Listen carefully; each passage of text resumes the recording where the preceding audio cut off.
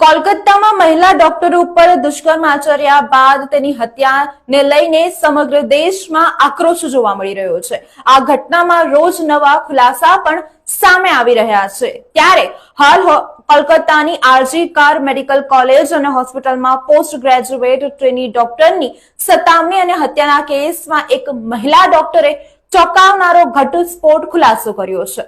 સૂત્રો દ્વારા મળતી માહિતી અનુસાર દાવો કરવામાં આવ્યો છે કે તાલીમાર્થીઓ પર પહેલા હુમલો કરવામાં આવ્યો અને ત્યારબાદ બળાત્કાર થયો અને ત્યાર પછી હત્યા કરવામાં આવી। આ ઘટનામાં એક છોકરી પણ શામેલ હતી।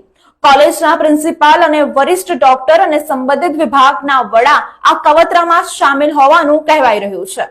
ભાજપના રાષ્ટ્રીય માહિતી અને ટેકનોલોજી વિભાગના પ્રભારી અમિત માલવિયા દ્વારા સોશિયલ મીડિયા પ્લેટફોર્મ એક્સ પર શેર કરવામાં આવેલો એક ઓડિયો ક્લિપ વાયરલ થઈ રહ્યો છે।